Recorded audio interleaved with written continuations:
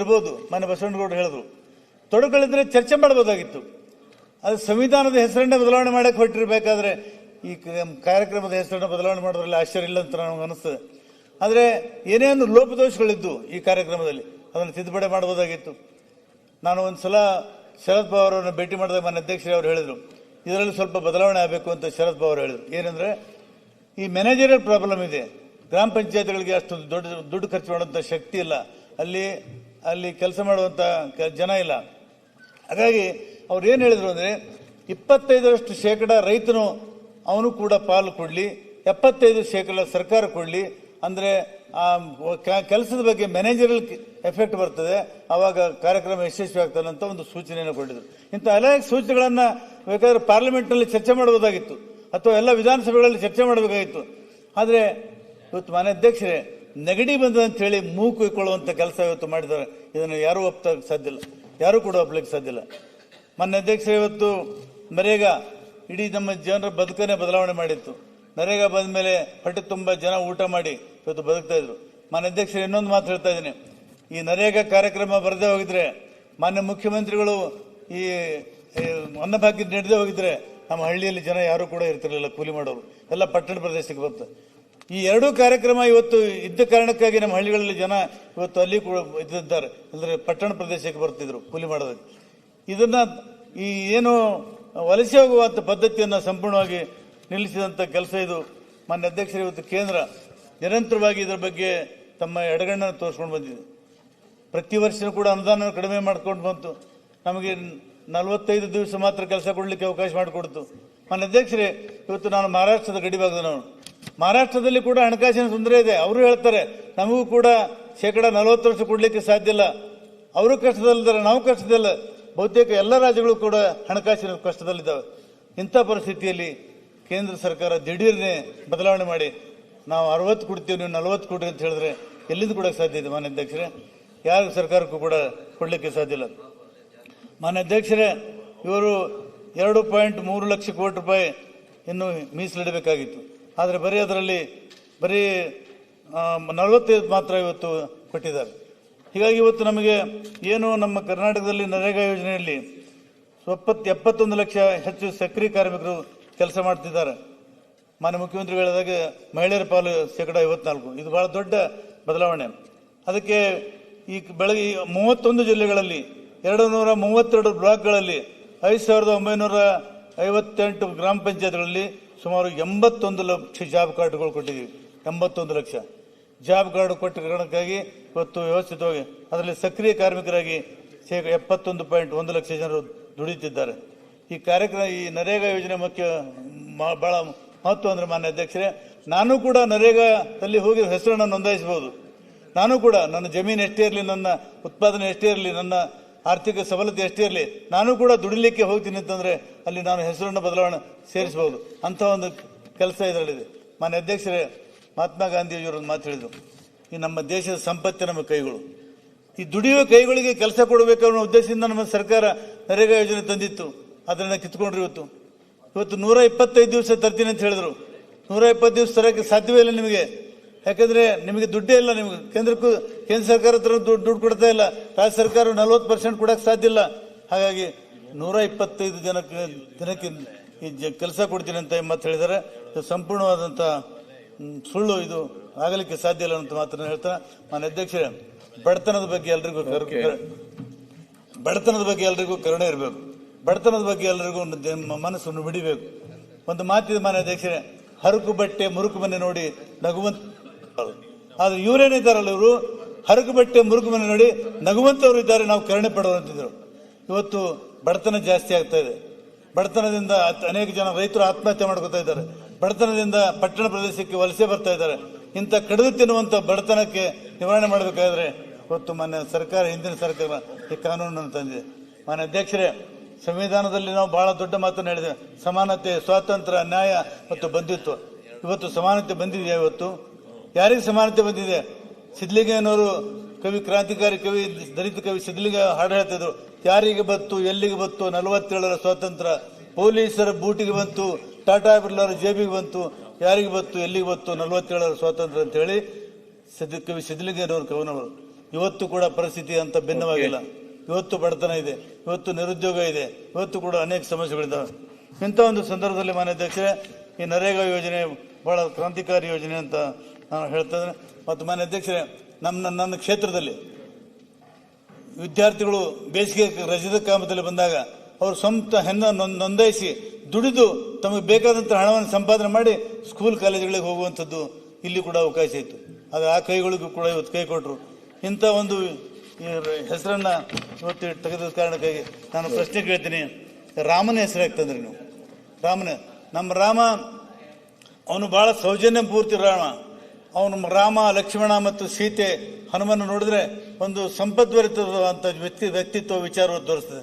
ರಾಮ ಯಾವತ್ತೂ ಕೂಡ ಬಾಣ ಹೆಗಲಿಗೆ ಹಾಕಿದ್ದ. ಇವರು ಬಂದ ಮೇಲೆ ರಾಮ ಬಿಲ್ಲು ಬಿಡ್ತಾ ಇದ್ದಾನೆ. ಮೊದಲು ಹನುಮಂತ ರಾಮನ ಪಾದದಡಿಯಲ್ಲಿ ಕೈ ಜೋಡಿಸಿ ಕೊಡ್ತಿದ್ದ, ಇವತ್ತು ಹನುಮಂತ ಗದ ಹಿಡಿದಿದ್ದಾನೆ. ಯಾರ ಮೇಲೆ ಮಾನ್ಯ ಅಧ್ಯಕ್ಷರೇ? ರಾಮ ಯಾವತ್ತೂ ಕೂಡ ಯುದ್ಧ ಮಾಡೋದಕ್ಕೆ ಪ್ರಚೋದನೆ ಮಾಡೋದು. ತಾನು ಅಪವಾದ ಬಂದ ಕಾರಣಕ್ಕಾಗಿ ತನ್ನ ಕುರ್ಚಿಯನ್ನು ತ್ಯಾಗ ಮಾಡಿದಂಥವನು ರಾಮ. ಅವರ ಹೆಸರನ್ನು ಇವತ್ತು ಬಳಸ್ಕೊಂಡು ದೇಶದಲ್ಲಿ ಬೆಂಕಿ ಹಚ್ತಾ ಇದ್ದಾರೆ. ಹಾಗಾಗಿ ಇವತ್ತು ಮಾನ್ಯ ಅಧ್ಯಕ್ಷರೇ, ಇವತ್ತು ಕಬೀರನ್ನು ನಂಬಿದ ರಾಮನಲ್ಲಿ ನಾವು ದಾರಿಯಲ್ಲಿ ಹೋಗೋಣ. ಇವತ್ತು ಮಹಾತ್ಮ ಗಾಂಧೀಜಿ ಹೇಳಿದಂಥ ರಾಮನನ್ನು ನಾವು ನಂಬೋಣ. ಆದರೆ ಇವರು ಹೇಳಿದಂಥ ರಾಮನಿಗೆ ನಂಬಲಿಕ್ಕೆ ಸಾಧ್ಯ ಇಲ್ಲ. ಮಾನ್ಯ ಅಧ್ಯಕ್ಷರೇ, ಇವತ್ತು ಇಲ್ಲ, ನಾನು ಮುಗಿಸ್ತೀನಿ ಮಾನ್ಯ ಅಧ್ಯಕ್ಷರೇ, ನಾನು ಮುಗಿಸ್ತೀನಿ.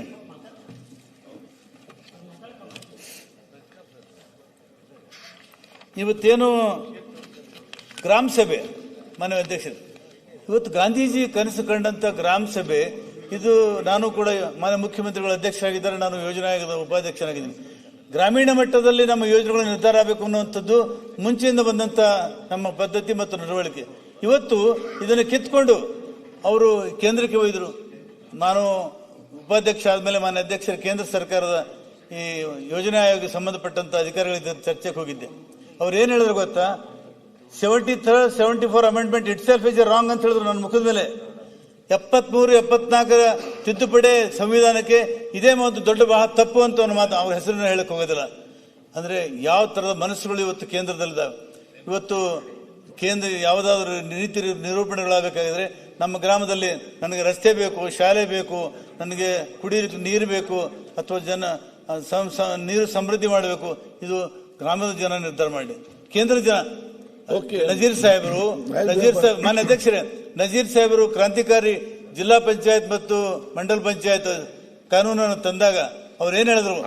ಅಧಿಕಾರ ಹೆಪ್ಪುಗಟ್ಟಿ ದಿಲ್ಲಿ ಮತ್ತು ಬೆಂಗಳೂರಿನಲ್ಲಿ ಕೂಡಬಾರದು, ಅಧಿಕಾರ ತನ್ನ ಕೊನೆ ಮನುಷ್ಯನ ಕಡೆಗೂ ಕೂಡ ಹರಿಬೇಕು. ಆವಾಗ ಅಧಿಕಾರ ಎಲ್ರಿಗೂ ಚಲಾವಣೆ ಮಾಡ್ಲಿಕ್ಕೆ ಸಾಧ್ಯ ಇದೆ. ಬರೀ ಕೆಲವೇ ಯೋಜನೆ. ಮಾನ್ಯ ಅಧ್ಯಕ್ಷರೇ, ಯಾಕೆ ನಾವು ಸಮಸ್ಯೆಗಳು ಎಲ್ಲಾ ನಿರ್ಧಾರಗಳು ಡೆಲ್ಲಿಯಲ್ಲಿ ಆಗ್ತವೆ. ಎಲ್ಲಾ ನಿರ್ಧಾರಗಳು ಡೆಲ್ಲಿಯಲ್ಲಿ ಆಗಬೇಕಾದ್ರೆ ಪ್ರಜಾತಂತ್ರ ವ್ಯವಸ್ಥೆ ಗತಿಯೇನು? ಇವತ್ತು ಪ್ರಜಾಪ್ರಭುತ್ವ ಯಾಕಿರ್ಬೇಕು? ರಾಜ್ಯ ಸರ್ಕಾರಗಳು ಯಾಕಿರ್ಬೇಕು? ಇವತ್ತು ಗ್ರಾಮ ಪಂಚಾಯತ್ಗಳು ಯಾಕಿರ್ಬೇಕು? ಜಿಲ್ಲಾ ಪಂಚಾಯತ್ಗಳು ಯಾಕಿರ್ಬೇಕು?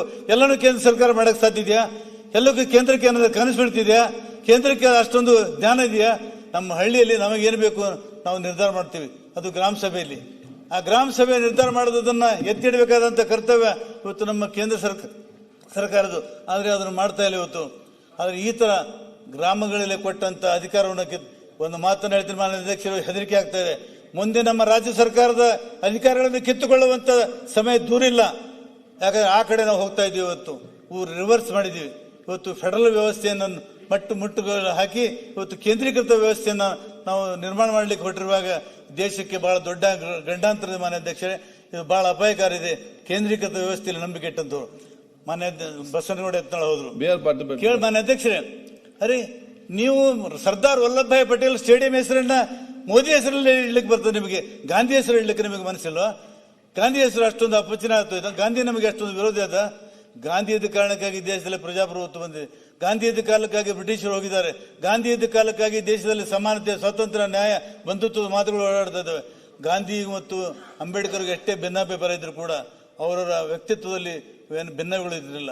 ಅವ್ರ ವಿಚಾರ ಅಂತಿಮ ಗುರಿ ಸಮಾಜದ ಕಟ್ಟಕಡೆ ಮನುಷ್ಯನ ಕಡೆಗೆ ಇತ್ತು. ಅಂತ ಮಹಾತ್ಮ ಗಾಂಧೀಜಿ ಹೆಸರನ್ನ ಬದಲಾವಣೆ ಮಾಡಬೇಕಾದ್ರೆ ಎಂತ ದುಷ್ಟ ಮನಸ್ಸುಗಳು ಇವತ್ತು ಇವರಲ್ಲಿದ್ದಾವೆ ಅನ್ನೋದನ್ನು ನಾವು ನೋಡ್ಬೇಕಾಗ್ತದೆ ಮಾನ್ಯ ಅಧ್ಯಕ್ಷರೇ. ಹಾಗಾಗಿ ಇವತ್ತೇನು ಈ ವಿಕೇಂದ್ರೀಕರಣ ವ್ಯವಸ್ಥೆಯನ್ನು ಸಂಪೂರ್ಣವಾಗಿ ನಾಶ ಮಾಡಲು ಹೊರಟಿದ್ದಾರೆ. ಇದು ಬಹಳ ದೊಡ್ಡ ಅಪಾಯಕಾರಿ ಅನ್ನುವಂಥ ಮಾತನ್ನ ಈ ಸಂದರ್ಭದಲ್ಲಿ ಹೇಳ್ತಾ, ಇವತ್ತು ಮಾನ್ಯ ಅಧ್ಯಕ್ಷರೇ ಇನ್ನೊಂದು ಮಾನ್ಯ ಅಧ್ಯಕ್ಷರೇ, ನಾನು ತಾವು ರಾಜ್ಯಪಾಲರ ಅಭಿಭಾಷಣದ ಮೇಲೆ ಮಾತಾಡೋಕ್ಕೆ ಅವಕಾಶ ಕೊಡಲಿಲ್ಲ, ಸಮಯದ ಒತ್ತಡ ಇತ್ತು. ನಾನು ಅಪರೂಪಕ್ಕೆ ನೀವು ಸಮಯ ಕೊಟ್ಟಿದ್ದೀನಿ. ನಮ್ಮ ಸ್ನೇಹಿತರು ಶಾಂತ ರೀತಿಯಿಂದ ಇದ್ದಾರೆ, ಧನ್ಯವಾದಗಳು ಹೇಳ್ತಾ ಇದ್ದೀನಿ. ಅವ್ರಿಗೆ ಅಭಿವೃದ್ಧಿ, ಯಾಕಂದ್ರೆ ಗಲಾಟೆ ಮಾಡಿದ್ರೆ ಯಾರ ಮಾತು ಯಾರು ಕೇಳೋದಿಲ್ಲ. ಆದರೆ ನಾವು ಏನು ಹೇಳಿದ್ದೀವಿ, ಅಲ್ಲ ಮಾನ್ಯ ಅಧ್ಯಕ್ಷರೇ, ಫೆಡರಲ್ ಸಿಸ್ಟಮ್ ಅಲ್ಲಿ ಇದ್ದೀವಿ ನಾವು, ಫೆಡರಲ್ ಸಿಸ್ಟಮ್ ಅಲ್ಲಿ ಇದ್ದೀವಿ. ಕೇಂದ್ರ ಡಾಕ್ಟರ್ ಲೋಹಿಯಾರ್ ಅವರು ಮಾತು ಹೇಳಿದ್ರು ಮಾನ್ಯ ಅಧ್ಯಕ್ಷರೇ, ಚೌಕಂಬ ಪಾರ್ಲಿಮೆಂಟ್ಗೆ ಎಷ್ಟು ಅಧಿಕಾರ ಇದೆಯೋ ಪಂಚಾಯತ್ಗೂ ಅಷ್ಟು ಇರಬೇಕು ಅಧಿಕಾರ ಅನ್ನುವಂಥ ಮಾತನ್ನು ಲೋಹಿ ಹೇಳಿದ್ರು. 4 ಕಂಬದ ವ್ಯವಸ್ಥೆ, ಒಂದು ಪಾರ್ಲಿಮೆಂಟು, ಒಂದು ವಿಧಾನಸಭೆ, ಒಂದು ಜಿಲ್ಲಾ ಪಂಚಾಯತ್, ಒಂದು ಗ್ರಾಮ ಪಂಚಾಯತ್. ಈ 4 ಕಂಬಗಳು ಗಟ್ಟಿಯಾಗಿರಬೇಕು, ಚೌಕಂಬ ವ್ಯವಸ್ಥೆ ಇರಬೇಕಂತ. ಆದರೆ ಒಂದು ಕಂಬವನ್ನು ಸಂಪೂರ್ಣವಾಗಿ ಮುರಿದು ಹಾಕಿದ್ರಿ. 3 ಕಂಬಿನ ಮೇಲೆ ಮಂಚ ನಿಲ್ಲೋದಿಲ್ಲ, 3 ಕಾಲದ ಮೇಲೆ ಕಾಟ್ ನಿಲ್ಲೋದಿಲ್ಲ. ಹಾಗಾಗಿ ಚೌಕಂಬ ವ್ಯವಸ್ಥೆಗೆ ಬಹಳ ದೊಡ್ಡ ಅಪಾಯವನ್ನು ತಂದಿದ್ದಾರೆ. ಇಂಥ ಒಂದು ಸಂದರ್ಭದಲ್ಲಿ ನಾನು ಹೇಳ್ತೇನೆ ಮಾನ್ಯ ಅಧ್ಯಕ್ಷರೇ, ಇದು India is A union of States. ಇದು ಭಾರತ ದೇಶ ಒಕ್ಕೂಟದ ವ್ಯವಸ್ಥೆಯಲ್ಲಿ ಇದೆ ಅಂತೀವಿ. ಒಕ್ಕೂಟದ ವ್ಯವಸ್ಥೆಯಲ್ಲಿ ಅಲ್ಲಿ ಪಂಚಾಯತ್ಗಳು ಬರ್ತವೆ, ಮತ್ತು ಜಿಲ್ಲಾ ಪಂಚಾಯತ್ ಬರ್ತವೆ, ವಿಧಾನಸಭೆ ಬರ್ತದೆ, ಪಾರ್ಲಿಮೆಂಟ್ ಬರ್ತದೆ. ಅದನ್ನೆಲ್ಲ ನಾವು ಒಪ್ಕೊಂಡು ಒಂದು ವ್ಯವಸ್ಥೆಯಲ್ಲಿ ಹೋಗಬೇಕಾದಂತ ಈ ಸಂದರ್ಭದಲ್ಲಿ ಇವತ್ತು ಗಾಂಧಿ ಹೆಸರು ತೆಗೆದು ಬಹಳ ವಿಪರ್ಯಾಸ ಅನ್ನುವಂಥ ಮಾತನ್ನ ಮಾನ್ಯ ಅಧ್ಯಕ್ಷರು ಇವರು ಕೊಟ್ಟ ಕಾರಣ ಏನು? ಇವರು ಕೊಟ್ಟ ಕಾರಣ ಯಾಕೆ ಬದಲಾವಣೆ ಮಾಡಿದ್ರಿ? ಭ್ರಷ್ಟಾಚಾರ ಜಾರಿ. ನಾನೆಲ್ಲರಿಗೂ ಕೈ ಮುಗಿದು ವಿನಂತಿ ಮಾಡ್ಕೊಂಡು ಕೇಳ್ತೀನಿ, ಭ್ರಷ್ಟಾಚಾರ ಎಲ್ಲಿಲ್ಲ ಹೇಳ್ರಿ. ಪಂಚಾಯತ್ ಮಾತ್ರ ಭ್ರಷ್ಟಾಚಾರ ಇದೆಯಾ? ಅವ್ರ ಮೇಲೆ ಆರೋಪ ಕೊಡಿಸ್ತೀರಿ, ಅವ್ರ ಮೇಲೆ ಗೂಬೆ ಕೊಡಿಸ್ತೀರಿ. ಇವತ್ತು ವಿಧಾನಸಭೆಯಲ್ಲಿ ಭ್ರಷ್ಟಾಚಾರ ಇಲ್ಲ, ಪಾರ್ಲಿಮೆಂಟ್ ಅಲ್ಲಿ ಭ್ರಷ್ಟಾಚಾರ ಇಲ್ಲ. ಯಾಕೆ ಭ್ರಷ್ಟಾಚಾರ? ಬರೀ ಪಂಚಾಯತ್ ಅವ್ರ ಮೇಲೆ ಆರೋಪ ಹೊರಿಸ್ತೀರಿ, ಅವ್ರ ಅಪರಾಧಿಗಳನ್ನು ಮಾಡ್ತಾ ಇದ್ದೀರಿ. ಯಾಕೆ ಅವ್ರ ಜನ ಅಲ್ಲಿಂದ ಆಯ್ಕೆ ಆಗಿಲ್ಲ. ಅವರಿಗೆ ನಮ್ಮ ಜನರ ಬಗ್ಗೆ, ಹಳ್ಳಿಗಳ ಬಗ್ಗೆ, ಅವರ ಸಮಸ್ಯೆಗಳ ಬಗ್ಗೆ ಅವರಿಗೆ ಕಾಳಜಿ ಇಲ್ಲ. ಮಾನ್ಯ ಅಧ್ಯಕ್ಷರೇ, ಈ ಒಂದು ಯೋಜನೆಯಿಂದ ಅನೇಕ ಆಸ್ತಿಗಳು ನಿರ್ಮಾಣ ಆಗಿದೆ. ನನ್ನ ಕ್ಷೇತ್ರದಲ್ಲಿ ಗ್ರಾಮ ಪಂಚಾಯತಿ ಕಟ್ಟಡವನ್ನು ಕಟ್ಟಿದ್ದೇವೆ. ಮಾನ್ಯ ಪ್ರಿಯಾಂಕಾ ಖರ್ಗೆ ಅವರು ಬಂದು ಉದ್ಘಾಟನೆ ಮಾಡಿದ್ದಾರೆ. ಮಾನ್ಯ ಪ್ರಿಯಾಂಕಾ ಖರ್ಗೆ ಅವರು ನರೇಗಾದಿಂದ ಬಂದಂತ ಹಣದಿಂದ ಗ್ರಾಮ ಪಂಚಾಯತಿ ಕಟ್ಟಡವನ್ನು ಕಟ್ಟಿದ್ದೇವೆ, ಅನೇಕ ಬಂದಾರಗಳನ್ನು ಕಟ್ಟಿದ್ದೇವೆ, ಅನೇಕ ಅಂಗನವಾಡಿ ಕೇಂದ್ರಗಳನ್ನು ಕಟ್ಟಿದ್ದೇವೆ, ಅನೇಕ ರಸ್ತೆಗಳನ್ನು ನಿರ್ಮಾಣ ಮಾಡಿದ್ದೇವೆ, ಅಸೆಟ್ ಕ್ರಿಯೇಟಿಂಗ್ ಮಾಡಿದ್ದೇವೆ. ಇದು ಯಾರು ಕೇಂದ್ರದ ನಿರ್ದೇಶನ ಅಲ್ಲ, ನಮ್ಮ ಯೋಜನೆ, ನಮ್ಮ ಪ್ರಯತ್ನ, ನಮ್ಮ ಫಲ. ಇದರಿಂದ ಕಾರಣಕ್ಕಾಗಿ ಇವತ್ತು ಹಳ್ಳಿಗಳಲ್ಲಿ ಬದಲಾವಣೆಯನ್ನು ಕಾಣುವಂಥ ಕೆಲಸವನ್ನು ಮಾಡಿದ್ದೇವೆ. ಹಾಗಾಗಿ ಮಾನ್ಯ ಅಧ್ಯಕ್ಷರೇ, ಇವತ್ತು ಭ್ರಷ್ಟಾಚಾರದ ಆರೋಪವನ್ನು ಹೊರಿಸಿ ನಮ್ಮ ಪಂಚಾಯತ್ಗಳಿಗೆ ಶಕ್ತಿಯನ್ನು ಕಿತ್ತಾಕಲಿಕ್ಕೆ ಹೊರಟಿದಾರಲ್ಲ, ಇದನ್ನು ನಾವು ಖಂಡಿತವಾಗಿ ಇದನ್ನು ಖಂಡಿಸ್ತೀನಿ ಅನ್ನುವಂಥ ಮಾತನ್ನು ಹೇಳ್ತಾ, ಇವತ್ತೇನು ನಂಜೇಗೌಡರು ಮಾನ್ಯ ಅಧ್ಯಕ್ಷರೇ, ಒಂದೇ ಒಂದು ಮಾತು, ಕೊನೆ ಮಾತು ಮಾನ್ಯ ಅಧ್ಯಕ್ಷರೇ, ಇದು 26 ಕೋಟಿ ಜನರು ಉದ್ಯೋಗ ಖಾತ್ರಿ ಯೋಜನೆ ನೋಂದಣಿ ಮಾಡಿಕೊಂಡಿದ್ದಾರೆ ಕರ್ನಾಟಕದಲ್ಲಿ, 26 ಕೋಟಿ. ಆದರೆ 1,79 ಕೋಟಿ ಆಗಿರ್ತದೆ ನೋಂದಾಯಿತ ಸಂಖ್ಯೆ. ಇದರಲ್ಲಿ ಅರ್ಧಕ್ಕಿಂತ ಹೆಚ್ಚಾಗಿ ಮಾನ್ಯ ಮುಖ್ಯಮಂತ್ರಿ ಹೇಳಿದಾಗ ಮಹಿಳೆಯರಿದ್ದಾರೆ, ಅದಕ್ಕೆ 30ರಷ್ಟು ದಲಿತರಿದ್ದಾರೆ. ಇಂಥ ಒಂದು ಬಡವರಿಗೆ, ದೀನ ದಲಿತರಿಗೆ ಕಾರ್ಯಕ್ರಮ ಮುಟ್ಟುವಂತ ಈ ಕಾರ್ಯಕ್ರಮಕ್ಕೆ ಇವತ್ತೇನು ಮಟ್ಟ ಹಾಕಿದಾರಲ್ಲ, ಇವರ ಈ ಕೆಲಸಕ್ಕೆ ಯಾರು ಕೂಡ ಒಪ್ಪಲಿಕ್ಕೆ ಸಾಧ್ಯ ಇಲ್ಲ. ಮಾನ್ಯ ಅಧ್ಯಕ್ಷರೇ, ಈ ಕಾನೂನನ್ನು ವಾಪಸ್ ತೆಗೆದುಕೊಳ್ಳದೆ ಹೋಗಿದ್ರೆ ನಾನು ಹೇಳ್ತೀನಿ, ಇವತ್ತು ಭವಿಷ್ಯದ ನಂಬಿಕೆ ಇಲ್ಲ, ನನಗೆ ಪಂಚಾಂಗದಲ್ಲಿ ನಂಬಿಕೆ ಇಲ್ಲ. ಆದ್ರೆ ಜನ ದಂಗೆ ಹೇಳ್ತಾರೆ, ಕ್ರಾಂತಿ ಆಗ್ತದೆ, ಅನ್ನಕ್ಕಾಗಿ ಜನ ಕ್ರಾಂತಿ ಹೇಳ್ತಾರೆ. ಆವಾಗ ಮಾತ್ರ ದೇಶ ಸರ್ಕಾರಕ್ಕೆ ಎಚ್ಚರಿಕೆ ಮಾತನ್ನ ಈ ಸಂದರ್ಭದಲ್ಲಿ ಹೇಳ್ತಾರೆ. ನಂಜೇಗೌಡ್ರೆ, ಈ ಯೋಜನೆಯನ್ನ ಪರಿವರ್ತನೆ ಮಾಡಲೇಬೇಕು, ವಾಪಸ್ ತಗೊಳ್ಳಬೇಕು. ಮತ್ತು ಮಾನ್ಯ ಮುಖ್ಯಮಂತ್ರಿಗಳು ಮಂಡಿಸಿದಂತ ನಿರ್ಣಯಕ್ಕೆ ಸಂಪೂರ್ಣವಾದಂತ ಬೆಂಬಲವನ್ನು ನಾನು ಕೊಡ್ತಾ ಇದ್ದೀನಿ. ತಮಗೆ ಅವಕಾಶ ಕೊಟ್ಟಿದ್ದಕ್ಕೆ ನಮಗೆ ಧನ್ಯವಾದ. ಆದಷ್ಟು ಬೇಗ ಮುಗಿಸಿ. ನೆಕ್ಸ್ಟ್ ಶ್ರೀನಿವಾಸ್ ಮತ್ತು ಬೊನ್ನ ಮುಗಿತು. ಅಧ್ಯಕ್ಷರೇ, ಅವಕಾಶ ಮಾಡಿಕೊಟ್ಟಿದ್ದು ಧನ್ಯವಾದಗಳು ಅಧ್ಯಕ್ಷರೇ.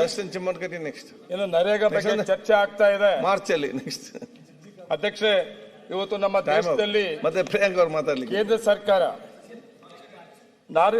ಕೇಂದ್ರ ಸರ್ಕಾರ ಬಿಜೆಪಿ ಸರ್ಕಾರ ಏನು ಇವತ್ತು ನರೇಗಾವನ್ನ ಬದಲಾವಣೆ ಮಾಡಬೇಕು ಅಂತ ತಗೊಂಡಂತ ತೀರ್ಮಾನ, ರಾಮ್ಜಿ ಅನ್ನುವಂಥ ಕಾನೂನನ್ನು ತಂದು ಒಂದು ಹಿಸ್ಟ್ರಿ ಇದೆ ಇದಕ್ಕೆ ನರೇಗಾಗೆ. ನಮ್ಮ ಸ್ನೇಹಿತರಿಗೆ ಹೇಳ್ತೀನಿ, ಎಲ್ಲಾ ಶಾಸಕರುಗಳು ಕೂಡ ಗ್ರಾಮಾಂತರ ಪ್ರದೇಶದಿಂದ ಬಂದಿರುವಂತಹ ಶಾಸಕರಿಗೆ ಮಾತ್ರ ನರೇಗಾ ಗೊತ್ತಿರ್ತದೆ. ಆದರೆ ಟೌನ್ ಅಲ್ಲಿ ಬಂದಿರುವಂತ ಆಯ್ಕೆ ಆಗಿರುತ್ತ ಶಾಸಕರಿಗೆ ಯಾರಿಗೂ ಗೊತ್ತಿರಲ್ಲ. ಇವತ್ತು ನಮ್ಮ ನರೇಗಾ ಗ್ರಾಮಾಂತರ ಪ್ರದೇಶದಲ್ಲಿ ನಮ್ಮ ಸರ್ಕಾರ, ರಾಜ್ಯ ಸರ್ಕಾರ ಅನುದಾನಕ್ಕೆ, ಕೇಂದ್ರ ಸರ್ಕಾರ ಅನುದಾನಕ್ಕೆ ಕಾಯ್ತಾ ಇಲ್ಲ.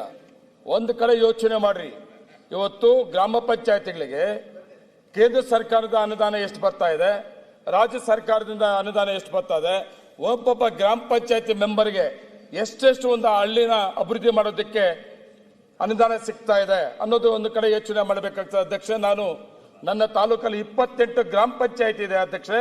ನನಗೆ ಅದು ಕಷ್ಟ ಸುಖ ಗೊತ್ತಿದೆ ನನಗೆ. ಇವತ್ತು ಒಬ್ಬ ಗ್ರಾಮ ಪಂಚಾಯತಿ ಮೆಂಬರ್ಗೆ ಒಂದು ವರ್ಷಕ್ಕೆ ಕೇಂದ್ರ ಸರ್ಕಾರ ಅನುದಾನ ಇರ್ಬೋದು, ರಾಜ್ಯ ಸರ್ಕಾರದ ಅನುದಾನ ಇರ್ಬೋದು, 2 ಲಕ್ಷ ರೂಪಾಯಿ ಕೂಡ ಬರೋದಿಲ್ಲ. ಏನು ಮಾಡ್ಬೋದು ಅವನ ಊರಲ್ಲಿ? ಆ ಗ್ರಾಮದಲ್ಲಿ ರಸ್ತೆನ ಸರಿ ಮಾಡಬೇಕು, ಡ್ರೈನ್ ಸರಿ ಮಾಡಬೇಕು, ಬೇರೆ ಬೇರೆ ಏನು ಗ್ರಾಮ ಪಂಚಾಯತಿ ವ್ಯಾಪ್ತಿ ಒಳಗೆ ಒಂದು ಅಚ್ಚುಕಟ್ಟು ರಸ್ತೆ ಮಾಡೋದಿರ್ಬೋದು, ಸುಮಾರು ಯೋಜನೆಗಳ ಕಾರ್ಯಕ್ರಮಗಳಿಗೆ ನಾವು ಯಾರು ಶಾಸಕರ ಅನುದಾನ ಕೊಡಕ್ಕೆ ಆಗ್ತಾ ಇಲ್ಲ ಅಧ್ಯಕ್ಷರೇ. ಆದ್ರೆ ನರೇಗಾದಿಂದ ಇವತ್ತು ಯಾವುದೇ ಕೇಂದ್ರ ಸರ್ಕಾರ ರಾಜ್ಯ ಸರ್ಕಾರದ ಅನುದಾನಗಳನ್ನು ನಂಬದೆ ಒಂದೊಂದು ಗ್ರಾಮ ಪಂಚಾಯತಿಯಲ್ಲಿ ಅಧ್ಯಕ್ಷರೇ ಕೋಟ್ಯಾಂತರ ರೂಪಾಯಿ ಆಕ್ಷನ್ ಪ್ಲಾನ್ ಅನ್ನ ಮಾಡಿಕೊಂಡು ಆ ಗ್ರಾಮಗಳನ್ನು ಅಭಿವೃದ್ಧಿ ಮಾಡುತ್ತಾ ಮೂಲಭೂತ ಸೌಕರ್ಯಗಳನ್ನು ಕೊಟ್ಕೊಂಡು ಆ ರೈತರಿಗೆ ಬೇಕಾದಂತ ಅನುಕೂಲಗಳನ್ನ ಮಾಡಿಕೊಡ್ತಾ ಇರೋದು ಕೂಡ ನಾವೆಲ್ಲ ಶಾಸಕರು ಏನು ಇವತ್ತು ವಿರೋಧ ಮಾಡ್ತಾ ಇದ್ದೇವೆ ನರೇಗಾಗೆ. ಅದು ನಿಮ್ಮ ವೈಯಕ್ತಿಕವಾಗಿ ಅಂತ ಅನಿಸ್ತದೆ ನನಗೆ. ನಿಮ್ಮ ಆತ್ಮಸಾಕ್ಷಿ ಮುಟ್ಕೊಂಡು ಹೇಳ್ಬೇಕಾದ್ರೆ ಈ ನರೇಗಾಕ್ಕೆ ಯಾರು ವಿರೋಧ ಮಾಡಬಾರದು. ಇದೇನಾದ್ರು ವಿರೋಧ ಮಾಡಿದ್ರೆ ಇವತ್ತು ಗ್ರಾಮಾಂತರ ಪ್ರದೇಶದ ಜನತೆ ಹೊಟ್ಟೆ ಮೇಲೆ ಹೊಡಿತಾ ಇದ್ದೀವಿ. ಅದು ಬಿಜೆಪಿ ಸರ್ಕಾರ, ಕೇಂದ್ರ ಸರ್ಕಾರ, ನೀವು ಬಿಜೆಪಿ ನಾಯಕರು ನೇರವಾಗಿ ಹೊಣೆ ಆಗ್ತಾರೆ ಅಂತೇಳಿ ಈ ಸಂದರ್ಭದಲ್ಲಿ ಹೇಳಕ್ ಇಷ್ಟಪಡ್ತೀನಿ ಅಧ್ಯಕ್ಷೆ. ಈ ನರೇಗಾದಿಂದ ಎಂತೆಂಥ ಕಾರ್ಯಕ್ರಮಗಳು ಬಂದಿದೆ ಅನ್ನೋದಕ್ಕೊಂದು ಅಂಕಿಅಂಶ ಅಧ್ಯಕ್ಷೆ. ಗ್ರಾಮೀಣ ಪ್ರದೇಶದಲ್ಲಿ 41 ಲಕ್ಷ ಕುಟುಂಬಗಳು, 71 ಲಕ್ಷ ಜನರಿಗೆ 182.55 ಕೋಟಿ ಮಾನವ ದಿನಗಳು, ಸುಮಾರು 40,60.85 ಕೋಟಿ ಕೂಲಿ ಹಣ ಪಾವತಿ ಆಗಿದೆ ಅಧ್ಯಕ್ಷೆ. ಇದರಿಂದ ಪರಿಶಿಷ್ಟ ಜಾತಿ 5.87 ಲಕ್ಷ ಕುಟುಂಬಗಳ ಅಧ್ಯಕ್ಷೆ, 12.67 ಲಕ್ಷ ಜನರಿಗೆ 21.45 ಕೋಟಿ ಮಾನವ ದಿನಗಳು ಉದ್ಯೋಗ ನೀಡಿರೋದು ಕೂಡ ಒಂದ್ಸಾರಿ ಯೋಚನೆ ಮಾಡಬೇಕು ಅಧ್ಯಕ್ಷ. ಅದೇ ರೀತಿ ಪರಿಶಿಷ್ಟ ಪಂಗಡ ಕೂಡ ಅಧ್ಯಕ್ಷೆ 3.41 ಲಕ್ಷ ಕುಟುಂಬಗಳು, 7.86 ಲಕ್ಷ ಜನರು, 13.70 ಕೋಟಿ ಮಾನವ ದಿನಗಳು ಕೆಲಸ ತಗೊಂಡಿರೋದು ಕೂಡ ನಾವು ಒಂದ್ ಕಡೆ ಯೋಚನೆ ಮಾಡಬೇಕು ಅಧ್ಯಕ್ಷೆ. ಅದ್ರ ಜೊತೆಗೆ ವಿಶೇಷವಾಗಿ 60 ವರ್ಷ ಮೇಲ್ಪಟ್ಟಂತವರು 8.12 ಲಕ್ಷ ಹಿರಿಯ ಹೆಚ್ಚಿನ ವಿಡಿಯೋಗಳಿಗೆ ಪ್ರತಿಧ್ವನಿ ಯೂಟ್ಯೂಬ್ ಚಾನೆಲ್ ಸಬ್ಸ್ಕ್ರೈಬ್ ಮಾಡಿ, ಬೆಲ್ ಐಕಾನ್ ಕ್ಲಿಕ್ ಮಾಡಿ.